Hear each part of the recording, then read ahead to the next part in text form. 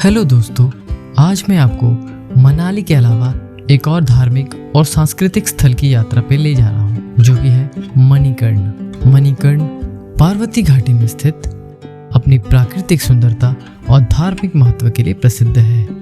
यहाँ का गुरुद्वारा श्री गुरु नानक देव जी और गर्म पानी के कुंड इस जगह को और भी खास बनाते हैं। मणिकर्ण की प्राकृतिक सुंदरता और धार्मिक महत्व हमें आध्यात्मिकता और शांति की ओर ले जाता है। यहाँ की यात्रा आपको न केवल धार्मिक बल्कि प्राकृतिक सौंदर्य का भी अनुभव कराएगी।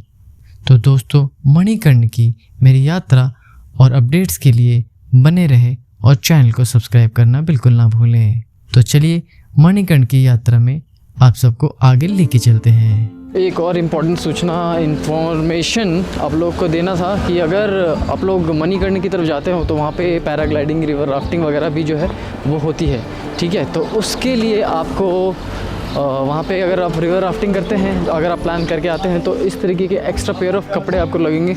आप अंडरगारमेंट्स, ये लोअर और टी शर्ट वगैरह जो है एक्स्ट्रा एक लेके कैरी करें, क्योंकि रिवर राफ्टिंग के टाइम पे हो सकता है कि आपके कपड़े गीले हो जाए, जिसमें 90% के 100% चांसेस है कपड़े गीले होने के। हालांकि वो लोग एक ऊपर से कपड़े देते हैं, स्टिल गीले होने के चांसेस है।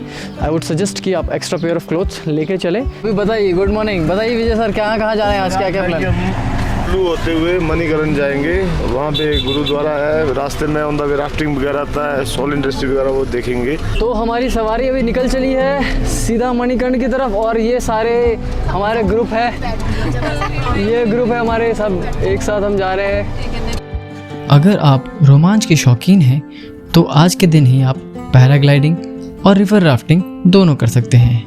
मणिकर्ण के रास्ते में ही एक स्पॉट आएगा जहाँ पे आप पैराग्लाइडिंग कर सकते हैं, लेकिन इस बात का आप खास ध्यान रखें कि आप जल्दी निकलकर मणिकर्ण की तरफ जाएं, क्योंकि पैराग्लाइडिंग और रिवर राफ्टिंग करते समय आपको थोड़ा ज़्यादा समय लगने वाला है और मणिकर्ण की डिस्टेंस मनाली से लगभग 80 किलोमीटर होने वाली है। तो इसके लिए आपको हाथ में थोड़ा समय लेके चलना पड़ेगा।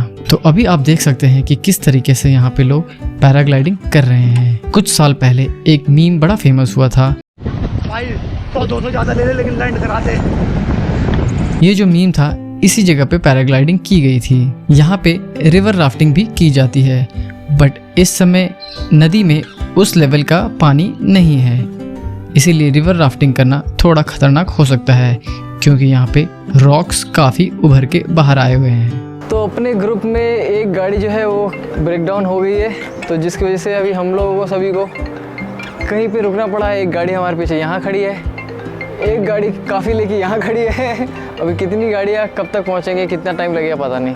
अभी हम यहाँ पे रुक के वेट कर रहे हैं। एक गाड़ी और आ गई, जिसके लिए हम वेट कर रहे थे, एक गाड़ी और आ गई, और भी गाड़ियाँ जो है वो आएंगी। उसके बाद यहाँ इकट्ठे हो रहे हैं, यहाँ पे एक साथ निकलेंगे वापस गुरुद्वारा के लिए, जो कि हम ऑलरेडी काफ़ी लेट हो गए। फिलहाल रास्ते में यहीं पे हमारा ऑलमोस्ट 12:30 हो गया है। अभी आगे देखते हैं और कितना टाइम लगने वाला है। और अभी भी 30 किलोमीटर के ऊपर का जर्नी जो है वो बाकी है, और बहुत सारी एक्टिविटीज़ भी करनी है। टाइम पे पहुँचेंगे कि नहीं पहुँचेंगे, एक्टिविटीज़ हो पाएंगी, क्या हो पाएगा, क्या नहीं हो पाएगा, ये तो वक्त ही बताएगा। तो वीडियो में बने रहिए, देखते रहिए कि क्या क्या हम कर पाते हैं।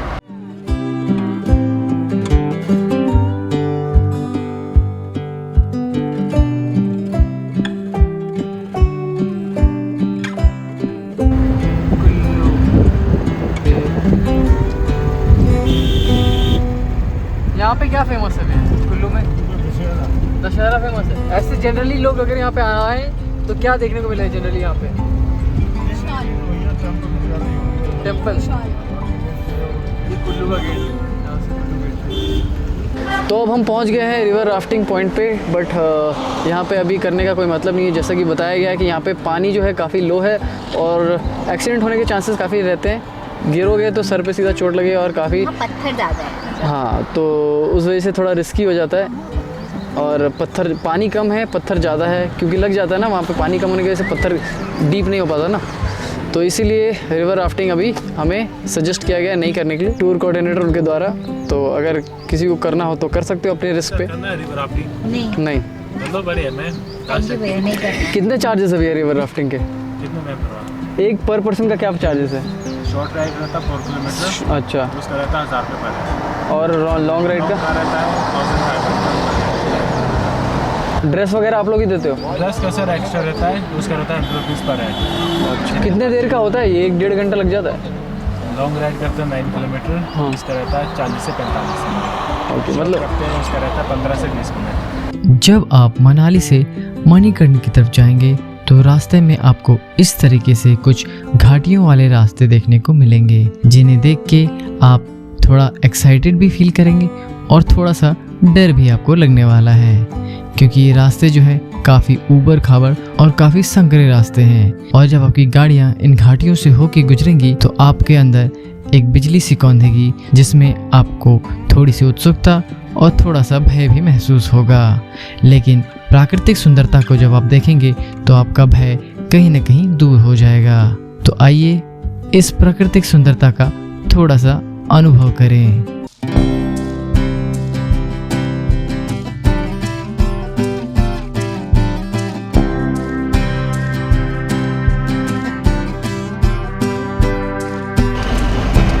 कैंपिंग करते हुए लोग।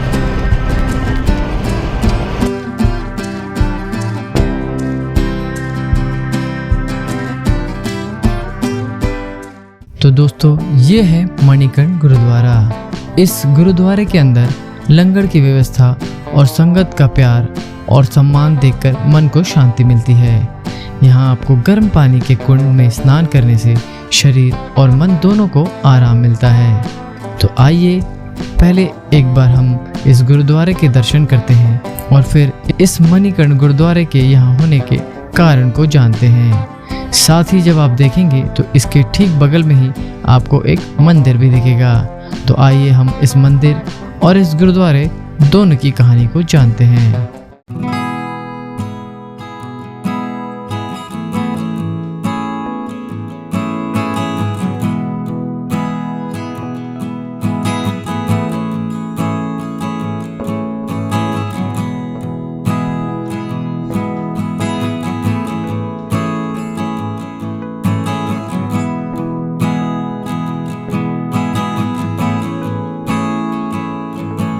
तो गुरुद्वारा की कहानी कुछ ऐसी है कि एक बार गुरु नानक जी भाई मर्दाना जी के साथ यहाँ पे आए थे। तो यहाँ आने के बाद यहाँ पे खाने पीने की कोई व्यवस्था तो नहीं थी, तो उन्होंने भाई मर्दाना जी से कहा कि लंगर का सामान लेके आया जाए। तो सारा लंगर का सामान तो आ गया, बट पकाने के लिए यहाँ पे कोई आग वगैरह कुछ भी नहीं थी। तो इस वजह से यहाँ पे खाना पकाना बड़ा मुश्किल था। तो फिर क्या हुआ, गुरु नानक जी ने यहाँ पे कुछ पत्थर थे, पत्थर को हटाया तो उसमें से गर्म कुंड जो है वो उसमें से पानी निकल के प्रकट हुआ। तो उसी में रोटियाँ पका के गुरु नानक जी ने भाई मर्दाना जी को खिलाया, और उसी टाइम से यहाँ पे उसी गर्म पानी से हज़ारों लाखों लोगों के लिए डेली यहाँ पे लंगर चलता है और उसी में लंगर बनता है।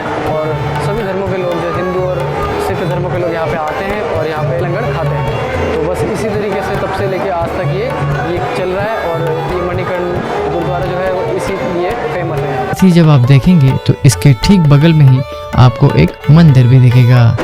ये है गुरुद्वारा परिसर। गुरुद्वारा परिसर वो है, और साथ में है ये मंदिर परिसर। तो अभी आप जो परिसर देख रहे हैं यही है शिव और पार्वती के मंदिर का प्रांगण। यहाँ पे लोग आते हैं, अपनी भक्ति भाव से पूजा करते हैं और अपनी इच्छा को प्रकट करते हैं। जैसा कि माना जाता है कि शिव जी से अपना वरदान मांगने के बाद अगर आप नंदी महाराज के कान में उसे कहेंगे तो शिव जी नंदी महाराज की बात को कभी नहीं टालते और आपकी इच्छा को ज़रूर पूरा करते हैं।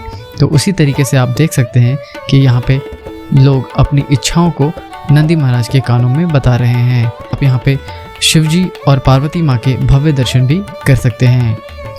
इसी प्रांगण से जब हम थोड़ा बाहर निकलते हैं तो बाएं साइड में ही हमें वो गर्म कुंड देखने को मिलता है, जिसमें मंदिर और गुरुद्वारा दोनों के प्रसाद को यहाँ पे पकाया जाता है।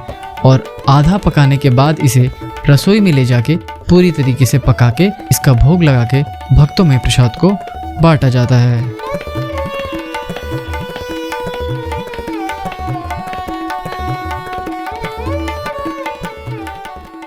गुरुद्वारे में जितने भी भोग में चावल इस्तेमाल किए जाते हैं वो इसी गर्म कुंड में उबाले जाते हैं।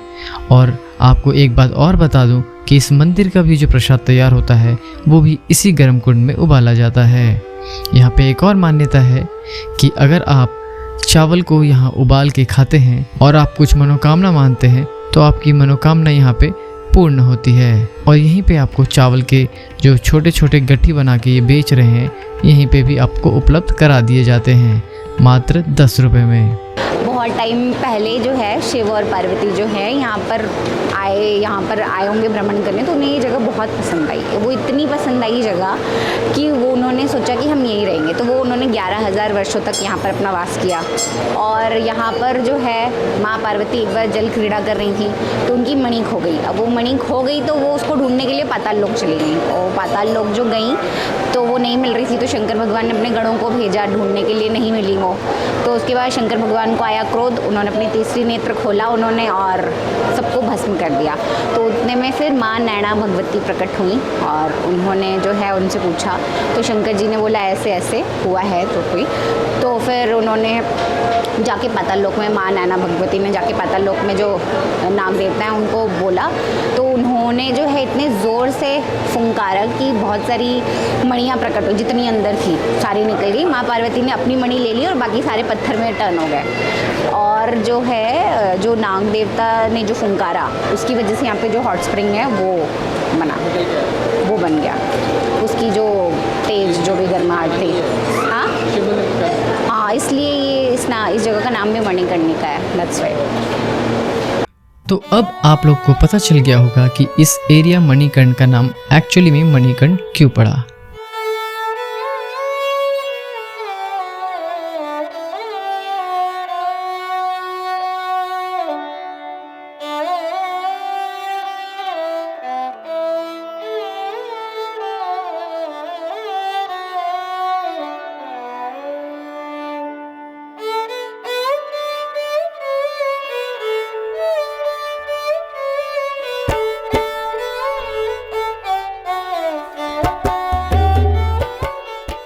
अब मणिकर्ण गुरुद्वारा और मंदिर के दर्शन करने के बाद हम वापस मनाली की तरफ जा रहे हैं। जब आप मनाली की तरफ वापस जाएंगे तो रास्ते में कई सारे आपको प्राकृतिक सुंदरता देखने को मिलने वाली है। आप उन्हें निहारते हुए अपने समय को आराम से काटते हुए मनाली पहुंच सकते हैं। रास्तों में जगह जगह पे छोटे मोटे और बड़े रेस्टोरेंट्स और ढाबे आपको मिलने वाले हैं। अगर आप चाहें तो वहाँ पे रुक के अपने चाय स्नैक्स वगैरह का इंतजाम कर सकते हैं। कुछ इसी तरीके से हम भी इस ढाबे में फ़िलहाल रुके हुए हैं और यहाँ पे कुछ स्नैक्स और चाय ले रहे हैं। साथ ही बगल में जब हमें एक सुंदर नदी जाते हुए दिखी तो हमने सोचा कि क्यों ना एक बार इसे पास से देखा जाए और इसकी सुंदरता का एक्सपीरियंस अपनी इन आँखों से लिया जाए। आप भी कुछ नेचर की इस ब्यूटी का इसी तरीके से आनंद ले सकते हैं, बट याद रहे थोड़ी सी सावधानी ज़रूर बरतें हैं, क्योंकि इन नदियों में पानी कब अचानक से आ जाए कोई नहीं कह सकता। इसीलिए यहाँ उतरते वक्त थोड़ी सी सावधानी ज़रूर बरतें हैं। जैसे ही हम इस नदी के पास आए हैं तो आप देख सकते हैं इतनी ब्यूटीफुल सीनरिक व्यू का आनंद हमें मिला है और हमने यहाँ पे कई सारी फ़ोटोज़ और वीडियोज़ बना लिए। आप भी कुछ इस तरीके से यहाँ पे जो सीनरिक व्यू है उसका आनंद ले सकते हैं। अब हमारी सवारी फिर से आगे बढ़ चली मनाली की तरफ। आप यहाँ पे मनाली में जो फेमस चीज़ें हैं जैसे कि यहाँ की शॉल और यहाँ के कपड़े वगैरह वो भी यहाँ से खरीद सकते हैं। जगह जगह पे आपको यहाँ पे कुछ सरकारी और गैर सरकारी दोनों तरह की दुकानें उपलब्ध हो जाएंगी, लेकिन थोड़ा सा ध्यान देके और परख के खरीदना ये अपनी समझदारी से। अब यहाँ से हम चलेंगे मॉल रोड, जहाँ पे हम मोनेस्ट्री के दर्शन करेंगे। क्योंकि हमें मॉल रोड पहुँचते हुए थोड़ी देर हो गई थी और अंधेरा हो गया था, लेकिन फिर भी हमें एक मोनेस्ट्री मिल गया जिसका नाम था बुद्धिस्ट मोनेस्ट्री। तो आप देख सकते हैं किस तरीके से इसकी ब्यूटी हमें देखने को मिलती है। यहाँ जैसे ही आप आते हैं आपको स्तूपा देखने को मिलता है, शांति स्तूपा भी कहते हैं, और मोनेस्ट्री की ब्यूटी आप देख सकते हैं। ये पूरा ही बौद्ध धर्म को रिप्रेजेंट करता है। आप यहाँ सामने बुद्ध भगवान की मूर्ति को भी देख सकते हैं। आप अंदर यहाँ पे दलाई लामा की फोटो और बहुत सारे बुद्धिज्म से रिलेटेड चीज़ों को देख सकते हैं। यहाँ पे आने के बाद आपको थोड़ी शांति का एहसास ज़रूर होगा। मोनेस्ट्री में आने से आपको बुद्धिज्म के कल्चर के बारे में भी थोड़ा पता चलता है।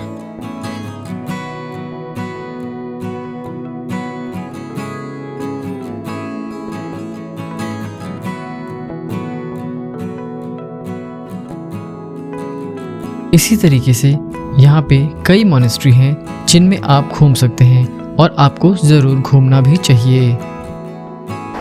यहाँ पे इस तरीके से ये भी है, जिन्हें आप लद्दाख वगैरह में भी देखते होंगे।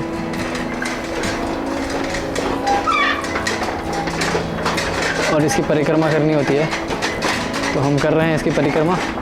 अंधेरे में आपको दिखाई नहीं देगा, मिलते हैं अंधेरे के बाद। सारा कुछ इसमें लिखा हुआ, डिटेल में पढ़ सकते हो मॉनेस्ट्री के बारे में। यहाँ पे भी है प्रेयर, जो प्रेयर है ना उनका ही है। और हमने कर लिए हैं अभी अपनी मॉनेस्ट्री के दर्शन। बहुत सुंदर मॉनेस्ट्री है। ऐसे कई मॉनेस्ट्री आपको देखने को यहाँ पे मिल जाएंगे। आप देखिए वहाँ पे भी है। हमें आने में थोड़ा रात हो गया, इसलिए अभी खाली था और अंधेरे में उतनी अच्छे से आपको मैं दिखा नहीं पा रहा हूँ। बट जो एरिया है, जो जगह है, बहुत ही ब्यूटीफुल है और बहुत ही शांत है। यहाँ पे आओगे ना, मन को एकदम शांति मिलेगा, मन को एकदम शांति प्राप्त होगा, एकदम मतलब सही में एकदम पीसफुल है एकदम। तो यहाँ पे ज़रूर आना है। तो डे 3 में ये आपका फाइनल आइटिनरी होगा, जिसमें आप मॉनेस्ट्री घूमेंगे और उसके बाद बचे हुए समय में आप मॉल रोड से अपनी पर्सनल कोई शॉपिंग वगैरह कर सकते हैं या फिर वहाँ पे एंजॉय कर सकते हैं। उसके बाद आप वापस अपने होटल जाइए, जहाँ पे आप अपना डिनर एंजॉय कीजिए या फिर कोई फंक्शन वगैरह हो तो उसमें एंजॉय कीजिए। और उसके बाद रात को आराम से रेस्ट करके अगले दिन सुबह बस पकड़ के या फिर आपके जो भी यातायात का प्रबंध हो उससे अपने गंतव्य स्थल पे लौट सकते हैं। तो दोस्तों, कैसा लगा आपको मनाली का ये 3 दिन का टूर मेरी तरफ से ज़रूर बताइएगा। मैंने अपनी तरफ से आपको इस 3 दिन में मनाली को पूरे आइटिनरी के साथ एक टूर गाइड करते हुए घुमाने की कोशिश की है और मुझे उम्मीद है कि आप लोगों को पसंद भी आया होगा। अगर दोस्तों आप लोगों को मेरे वीडियोस पसंद आते हैं और आपने यहाँ तक देखा है तो बिना लाइक और सब्सक्राइब किए मत जाइए। हो सके तो अपने दोस्तों में से शेयर भी कर दें। तो ऐसे ही वीडियोस के लिए दोस्तों बने रहें और मुझे सब्सक्राइब कर लें। तो मिलता हूँ आपको दोस्तों किसी अन्य डेस्टिनेशन पे। तब तक के लिए this is Roshan signing off. Bye bye from Manali.